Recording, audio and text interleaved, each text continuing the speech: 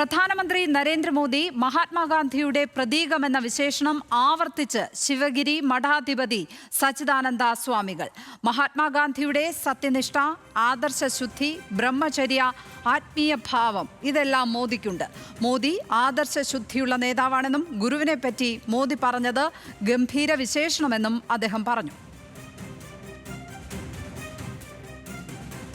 അദ്ദേഹം വളരെയേറെ സത്യസന്ധനും ആദർശ ശുദ്ധിയുള്ളയാളും ഏറെ സാത്വിക ജീവിതം നയിക്കുന്ന ഒരാളായിട്ട് എനിക്ക് അനുഭവപ്പെട്ടു. മഹാത്മാഗാന്ധിയുടെ സത്യനിഷ്ഠ, ആദർശശുദ്ധി, ബ്രഹ്മചര്യം, അദ്ദേഹത്തിൻ്റെ ആധ്യാത്മിക ഭാവം അതെല്ലാം അദ്ദേഹത്തിൽ കാണുന്നുണ്ട്. അദ്ദേഹം ശ്രീനാരായണ ഗുരുവിനെക്കുറിച്ച് പറഞ്ഞ വാക്ക്, ശ്രീനാരായണ ഗുരു ഇന്ത്യയുടെ ആത്മചൈതന്യമാണ്. അതിനപ്പുറത്ത് ഗുരുവിനൊരു വിശേഷണം നൽകാനില്ല. അത്രയും ഗംഭീരമായ ഒരു വിശേഷണമാണ് മോഡിജി ഗുരുവിനെക്കുറിച്ച് നൽകിയത്. ഗുരു ഇന്ത്യയുടെ ആത്മചൈതന്യമാണ്.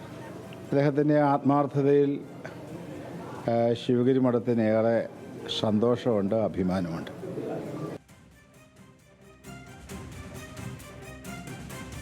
ഡൽഹിയിൽ നിന്ന് ശരത് ലാൽ ചേരുന്നു വിവരങ്ങളുമായി. ശരത് ലാൽ, ശിവഗിരി മഠാധിപതി നടത്തിയിരിക്കുന്ന പരാമർശം, നരേന്ദ്രമോദി മഹാത്മാഗാന്ധിയുടെ പ്രതീകം എന്ന നിലയ്ക്ക് നടത്തിയിരിക്കുന്ന പരാമർശം വലിയ തോതിൽ ചർച്ച ചെയ്യപ്പെടാൻ സാധ്യതയുള്ള ഒന്ന് തന്നെയല്ലേ? എങ്ങനെ വേണം വിലയിരുത്താൻ?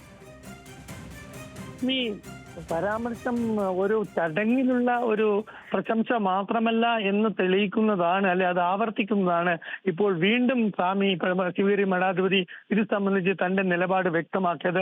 താൻ എന്തുകൊണ്ടാണ് മഹാത്മാഗാന്ധിയോട് നരേന്ദ്രമോദിയെ പ്രധാനമന്ത്രി ഉപമിച്ചത് എന്നുള്ള വിശദീകരണം കൂടി അദ്ദേഹം നൽകുന്നു. അതുപോലെ തന്നെ വളരെ പ്രധാനപ്പെട്ട ഒരു ആരോപണം അദ്ദേഹം ഉയർത്തിയിട്ടുണ്ട്. ശിവഗിരി മഠത്തിന്റെ പരിപാടികളിൽ പ്രിയങ്ക ഗാന്ധിയും രാഹുൽ ഗാന്ധിയും നിരവധി തവണ വിളിച്ചിട്ടും അവർ പങ്കെടുക്കാൻ കൂട്ടാക്കിയില്ല എന്നൊരു ആരോപണവും സ്വാമി ഈ അവസരത്തിൽ കൂട്ടിച്ചേർക്കുന്നു.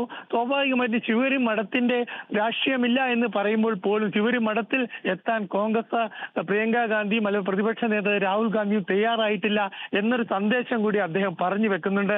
ഏതായാലും ശിവഗിരി മഠത്തിന്റെ വളരെ വ്യക്തതയുള്ള നിലപാടാണ് ഇക്കാര്യത്തിൽ എന്നത് വ്യക്തമാക്കുന്നതാണ് സച്ചിദാനന്ദ സ്വാമിയുടെ ഇന്നത്തെ ഈ വിശദീകരണവും എന്ന് നമുക്ക് പറയേണ്ടി വരും. ലക്ഷ്മി, ശരത് ലാലാണ് ഡൽഹിയിൽ നിന്ന് വിവരങ്ങൾ പങ്കുവച്ചത്. ഇപ്പോൾ